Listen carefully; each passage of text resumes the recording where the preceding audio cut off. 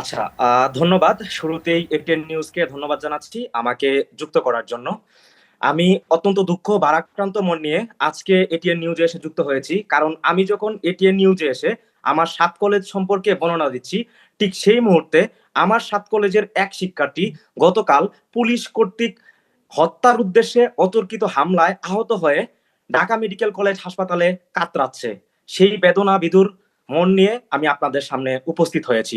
দেখুন, ২০১৭ সালের ১৬ই ফেব্রুয়ারি তৎকালীন প্রধানমন্ত্রীর একটি অপরিকল্পিত সিদ্ধান্তের মাধ্যমে ঢাকা বিশ্ববিদ্যালয়ের অধিভুক্ত রাজধানীর ঐতিহ্যবাহী ৭টি কলেজকে যুক্ত করা হয়। ঠিক সেই সময় থেকে আমরা দেখতে পাই ঢাকা নগরবাসী প্রায় প্রতি বছর বছরে ২ থেকে ৩ বার নীলক্ষেত অবরোধ, সায়েন্স ল্যাব অবরোধ ৭ কলেজের শিক্ষার্থীদের দ্বারা এই শিরোনাম দেখে কিংবা এই পরিস্থিতির মুখোমুখি হতে অভ্যস্ত হয়ে গেছে। দেখুন, আমাদেরকে যখন জাতীয় বিশ্ববিদ্যালয় থেকে অপরিকল্পিতভাবে ঢাকা বিশ্ববিদ্যালয় অধিভুক্ত করা হয়, ঠিক তখন থেকেই আমাদের সেই যাতনাময় শিক্ষা জীবন শুরু। যাতনাময় শিক্ষা জীবনটা আসলে কিভাবে শুরু হয় তার একটি নির্মম উদাহরণ দিচ্ছি। নির্মম উদাহরণ বলতে, আমি কবি নজরুল সরকারি কলেজের ইতিহাস বিভাগে অধ্যয়নরত আছি মাস্টার্সে। আমি কবি নজরুল সরকারি কলেজের ইতিহাস বিভাগে অধ্যয়নরত শুরু করেছি আমার শিক্ষা জীবন, ঠিক তখনই আমাকে ১২০ থেকে ১৫০ জন শিক্ষার্থী আমার ডিপার্টমেন্টে আমার সেশনে ভর্তি করা হয়। ১২০ থেকে ১৫০ জন, লক্ষ্য রাখবেন। কিন্তু আমি যখন ক্লাস করতে যাই, তখন আমি গিয়ে দেখতে পাই আমার শ্রেণীকক্ষে বসতে পারে শুধুমাত্র ৬০ থেকে ৮০ জন শিক্ষার্থী, আমি সেখানে বসতে পারি। কালার এক্সপার্ট, জর্জ স্যাপ এবং মাইল্ড অন হ্যান্ডস টেকনোলজি সমৃদ্ধ অরিক্স ক্রিস্টাল ওয়াশ আপনার লন্ড্রি এক্সপার্ট। সংঘর্ষের কারণ বলতে গেলে, ঢাকা বিশ্ববিদ্যালয় যখন আমাকে অধিভুক্ত করে, ঠিক তখন থেকে ঢাকা বিশ্ববিদ্যালয় আমাকে বসার মতো প্লেসটুকু করে দিতে পারে নাই। তারা আমাকে যে সার্টিফিকেটটি ধরিয়ে দেয় দিন শেষে, সেই সার্টিফিকেটে অ্যাপ্লিকেশন শব্দযুক্ত থাকে, যে অ্যাফিলিয়েশন শব্দটা আসলে আমার শিক্ষা জীবন শেষে আমি যখন কোথাও চাকরি করতে যাই কিংবা আমি যখন বিভিন্ন এম্বাসি ফেস করতে যাই, তখন তাদের যে ভিন্ন ফ্রন্টের সেই শব্দ আমাকে বিপাকে ফেলে। তখন থেকেই আমরা কি দেখতে পাই, ঢাকা বিশ্ববিদ্যালয় আমাকে ঠিক মতো রুটিন দেয় না, ঢাকা বিশ্ববিদ্যালয় আমার পরীক্ষা নেয় না, ঢাকা বিশ্ববিদ্যালয় আমার ফলাফল নিতে পারে না, তারা আমাকে ক্লাস করায় না, তারা আমাকে আমার শ্রেণীকক্ষে কোনোদিন পাঠদানও করে না। কিন্তু কি দেখতে পাই, ঢাকা বিশ্ববিদ্যালয় আমার খাতা কাটে।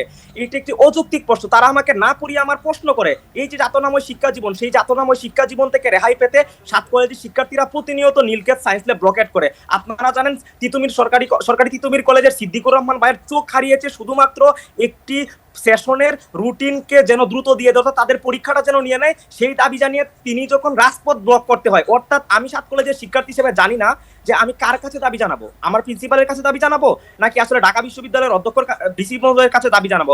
যখন আমি রাস্তা অবরোধ করতে যাই উপায়ন্তর না দেখে, ঠিক সেই সময়টিতে আমরা কি দেখতে পাই, পুলিশ আমাকে এসে উপর্যুক্ত হামলা করে। আমার সিদ্দিক ভাই শুধুমাত্র পরীক্ষা দেওয়ার দাবি নিয়ে পুলিশ কেন আপনাদের উপর পুলিশ কেন হামলা চালাবে, বা এই সংঘর্ষ আসলে কেন বারবার আপনাদের রাস্তায় নামতে হয়েছে বিভিন্ন সময় ২০১৭-র পর থেকে, কিন্তু এই পরিণতি কেন দেখতে হলো? গতকাল যে ভয়ানক একটা পরিস্থিতি আমরা দেখতে পেয়েছি, সেখানে পুলিশের মারমুখী যে আচরণ আপনাদেরকে এবং ঢাকা বিশ্ববিদ্যালয়ের শিক্ষার্থীদের সাথে আপনাদের যে সংঘর্ষের ঘটনা, এটি কেন এত দূর পর্যন্ত আসলে কেন গড়ালো?